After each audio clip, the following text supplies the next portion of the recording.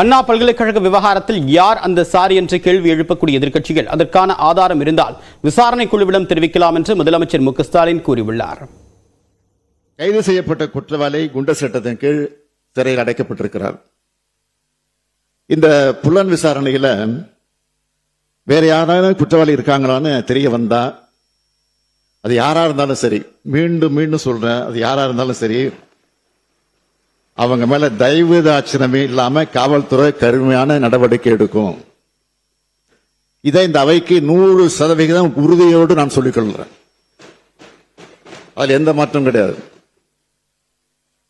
அது மட்டுமல்ல, இன்னும் முக்கியமானது, இந்த வழக்கில் விரைந்து விசாரணை மேற்கொண்டு 60 நாட்களுக்குள்ள குற்றப்பத்திரிகையும் தாக்கல் செய்யப்படும்.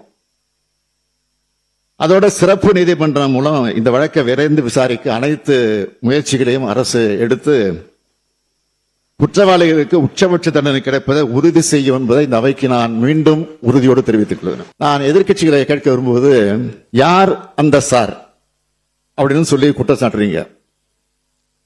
உண்மையாக உங்ககிட்ட அதுக்கு ஆதாரம் இருந்தா உயர்நீதிமன்ற உத்தரவுப்படி அமைக்கப்பட்டிருக்கக்கூடிய அந்த சிறப்பு புலனாய்வு கட்டுக்கொண்டு கொடுங்க, அதை சொல்லுங்க. ஆதாரம் இருந்தா அதை யார் தடுக்க போறான்?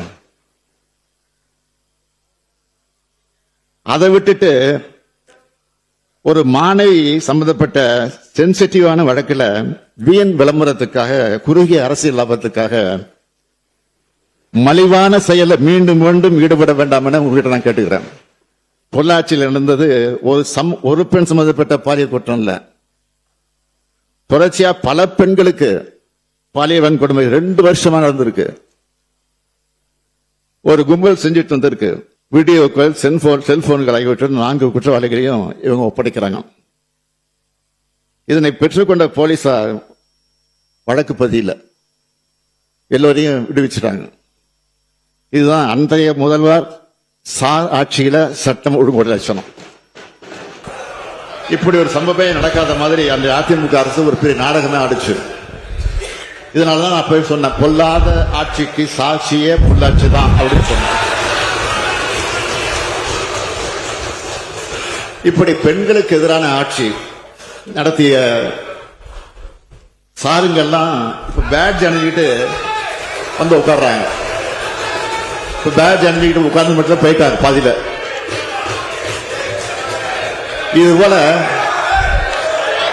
இது போல 100 சார் கேள்விகளை அதிமுக பார்த்து என்னால கேட்க முடியும். ஒரு முன்னாள் முதலமைச்சர், இந்நாள் எதிர்க்கட்சி தலைவர் தன் பொறுப்பையும் தகுதியும் மறந்து பேட்ஜ் அணிந்து வந்து அரசியல் எந்த அளவுக்கு தாழ்ந்து போகவும் தயாராக இருக்கிறார் என்பதற்கு இது ஒரு எடுத்துக்காட்டு. பொள்ளாச்சி பாலியல் வன்கொடுமை சம்பவத்தில் முதல் தகவல் அறிக்கை தாக்கல் செய்ய அதிமுக ஆட்சியில் 12 நாட்கள் ஆச்சு. ஆனா சென்னை மாணவி வழக்கில் புகார் கொடுத்த உடனே முதல் தகவல் அறிக்கை போடப்பட்டது. இது தொடர்ந்து சில மணி நேரத்தில் குற்றவாளியை கைது செய்திருக்கிறாங்க. ஏன்னா இதையெல்லாம் அரசியல் லாபத்திற்காக, அந்த நோக்கத்திற்காக மறைக்கிறாங்க. இதே போல இந்த வழக்கு பத்தி பாஜகவினர் பொதுவெளியில பேசியிருக்கிறாங்க, தொடர்ந்து பேசிட்டு இருக்கிறாங்க. பாஜக கதையெல்லாம் சொல்லி இந்த அவையுடைய மாண்பை குறைக்க நான் விரும்பல. அரசு மேல குற்றச்சாட்டுகளை வைக்கும் போது பொறுப்புகளை உணர்ந்து பேசணும். 10 வயது சிறுமி ஒருவர் பாலியல் வன்கொடுமை செய்யப்பட்ட தொடர்பா அண்ணா நகர் அனைத்து மகளிர் காவல் நிலையத்தில் வழக்கு பதிவு செய்யப்பட்டு அவருடைய உறவினரான இளஞ்சிறார் ஒருவர் கைது செய்யப்பட்டார். உச்சநீதிமன்றம் நியமித்த சிறப்பு புலனாய்வு குழு இப்ப இந்த வழக்கில் அதிமுகவை சேர்ந்த 103வது வட்டச் செயலாளர் சுதாகர் என்பவரையும் பெண் காவல் ஆய்வாளர் ராஜு என்பவரையும் நேற்று கைது செய்து அவங்க நீதிமன்ற காவலுக்கு உட்படுத்தப்பட்டிருக்காங்க. சுதாகர் அதிமுக வட்டச் செயலாளர் பொறுப்பில் இருக்காரு. அவரையும் காவல்துறை கைது செஞ்சிருக்காங்க. காவல் ஆய்வாளர் பொறுப்பில் இருக்கிற ஒருவரையும் கைது செஞ்சிருக்காங்க. நான் முன்பு விளக்கம் தந்த சென்னை மாணவி வழக்கில் கைது செய்யப்பட்டவர் நிச்சயமா சொல்றேன், உறுதியா சொல்றேன், திமுக உறுப்பினர் இல்ல, திமுக ஆதரவாளர். அதை நாங்க மறுக்கல. அமைச்சர்களோடு அரசியல்வாதிகளோட படங்கள் எடுத்திருக்கலாம், தவறு இல்லை. ஆனால் யாராக இருந்தாலும் உண்மையாக திமுக இருந்தாலும் நான் நிச்சயமாக உறுதியாக நடவடிக்கை எடுப்பேன். அதில் எந்த மாற்றம் கிடையாது. ஆனால் திமுக காரன் இல்ல, திமுக உறுப்பினர் அல்ல, திமுக அனுதாவி. அதுதான் உண்மை. எனவே எப்படி இருந்தாலும் கூட அந்த குற்றவாளியை நாங்கள் காப்பாற்றல, உடனடியாக கைது செஞ்சு சிறையில் அடைச்சிருக்கிறதோடு குண்டர் சட்டத்திலும் போட்டிருக்கிறோம். அண்ணா பல்கலைக்கழக மாணவி பாலியல் வன்கொடுமை தொடர்பாக சட்டப்பேரவையில் பல்வேறு கட்சிகள் கவன ஈர்ப்பு தீர்மானம் கொண்டு வந்தன. அதன் மீது அரசியல் கட்சி தலைவர்கள் பேசியதை இந்த தொகுப்பில் பார்க்கலாம். சட்டப்பேரவையில் கேள்வி நேரம் முடிந்ததும் அண்ணா பல்கலைக்கழக மாணவி பாலியல் வன்கொடுமை தொடர்பாக கவன ஈர்ப்பு தீர்மானம் கொண்டு வந்த அரசியல் கட்சித் தலைவர்கள் பேசினர். அப்போது குற்றவாளிகள் மீது நடவடிக்கை எடுக்கப்படும் என்பதில் மாற்றுக் கருத்து இல்லை என்று கூறிய கொங்குநாடு மக்கள் தேசிய கட்சி பொதுச் செயலாளர் ஈஸ்வரன், அந்த சார் ஆளுநராக இருந்தாலும் அவர் மீது காவல்துறை நடவடிக்கை எடுக்க வேண்டும் என கூறினார்.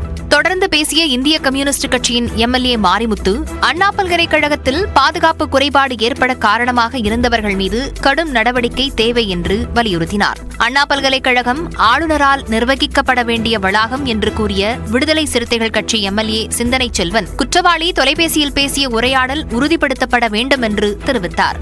தொழில்நுட்ப கோளாறு காரணமாக முதல் தகவல் அறிக்கை கசிந்ததாக கூறப்படும் நிலையில் மத்திய அரசின் அமைப்பான என்ஐசியையும் விசாரணை வளையத்திற்குள் கொண்டுவர வேண்டும் என்று மார்க்சிஸ்ட் கம்யூனிஸ்ட் கட்சி எம்எல்ஏ நாகை மாலி வலியுறுத்தினார். பின்னர் பேசிய காங்கிரஸ் எம்எல்ஏ செல்வ பெருந்தகை, தமிழ்நாட்டில் மனுநீதி சோழன் ஆட்சி நடைபெறுவதாகவும் உண்மை குற்றவாளியை முதலமைச்சர் மக்கள் மன்றத்தில் நிறுத்துவார் என்றும் தெரிவித்தார்.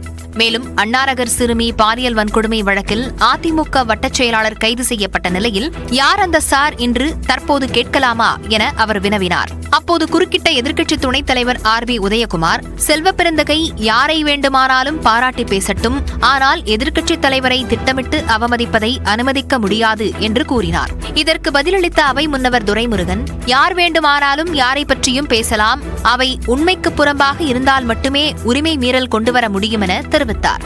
தொடர்ந்து பேசிய ஆர்.பி. உதயகுமார், தமிழ்நாட்டின் அடையாளங்களில் ஒன்றான பல்கலைக்கழகத்தில் மாணவிக்கு கொடூரம் நிகழ்ந்திருப்பதை யாராலும் மறுக்க முடியாது என்று கூறினார். மாநகர காவல் ஆணையரின் பேட்டிக்கும் அமைச்சரின் பேட்டிக்கும் முரண்பாடு இருந்ததாக கூறிய ஆர்.வி. உதயகுமார், முதல் தகவல் அறிக்கை கசிந்தது பாதிக்கப்பட்ட பெண்கள் புகார் அளிப்பதற்கு அஞ்சும் சூழலை ஏற்படுத்தியிருப்பதாக குற்றம் சாட்டினார். எதிர்க்கட்சிகள் போராட்டம் நடத்தினால் கைது செய்யப்படுவதாக ஆர்.பி. உதயகுமார் கூறியபோது குறுக்கிட்ட முதலமைச்சர், அனுமதிக்கப்படாத இடத்தில் போராட்டம் நடத்தியதால் கைது செய்யப்பட்டார்கள் என விளக்கம் அளித்தார். முன்னதாக பேசிய பாமக எம்எல்ஏ ஜி.கே. மணி, பெண்களின் பாதுகாப்புக்காக போராடுபவர்களை கைது செய்யக்கூடாது என கூறினார். அண்ணா பல்கலைக்கழக சம்பவத்திற்கு அரசு பொறுப்பேற்க வேண்டும் என கூறிய பாஜக எம்எல்ஏ காந்தி, இது மீண்டும் நடைபெறாத வகையில் நடவடிக்கை எடுக்க வேண்டும் என வலியுறுத்தினார். அண்ணா பல்கலைக்கழக விவகாரத்தில் கைதாகியுள்ள ஞானசேகரன் மீது அதிமுக ஆட்சியில் தான் வழக்கு பதிவு செய்யப்பட்டதாக அமைச்சர் ரகுபதி விளக்கம் தந்துள்ளார். சட்டப்பேரவையில் முன்னாள் அமைச்சர் ஆர்.பி. உதயகுமாரின் கேள்விக்கு பதிலளித்தவர், திமுக ஆட்சியில் எந்த வழக்கும் பதியவில்லை என்றும் கூறினார். டிடி மூலமாக படம் பிடித்து அதனை வெட்டி ஒட்டி ஏதேனும் செய்யலாம் என்று ஆளுநர் நினைத்ததாக சபாநாயகர் அப்பாவு குற்றம் சாட்டியுள்ளார். மாண்புமிகு ஆளுநர் அவர்கள் டிடியை அவர்களோடு அந்த பொதிகை தொலைக்காட்சியை கொண்டு வந்து ஏதாவது இங்கு தொலைக்காட்சியிலே படம் பிடித்து அதை வெட்டி ஒட்டி ஏதாவது செய்யலாம் என்று நினைத்து வந்ததை இந்த அரசு கண்டுபிடித்து அவரால் கொடுக்கப்பட்ட நெருக்கடியில் இருந்து இந்த அரசை இந்த பேரவையை மீட்டது மாண்புமிகு முதலமைச்சருடைய நிர்வாகம்தான். அதை கண்டுபிடித்து அதை நிவர்த்தி செய்திருக்கின்றது. இல்லை என்றால் டிடி அந்த பொதிகை தொலைக்காட்சி இங்கு உள்ளே இருந்திருந்தால் இவ்வாறு நடந்திருக்கும். அது நடக்க முடியவில்லையே என்ற காரணத்தினால்தான் நம்முடைய மாண்புமிகு ஆளுநர் அவர்கள் இப்படிப்பட்ட பதிவுகளை போட்டு தமிழக மக்களையும் தமிழக மக்களால் தேர்ந்தெடுக்கப்பட்ட சட்டமன்ற உறுப்பினர்களையும் இது அவமானப்படுத்துகின்ற ஒரு செயலாக செய்வது வன்மையாக இந்த பேரவை கண்டிக்கிறது.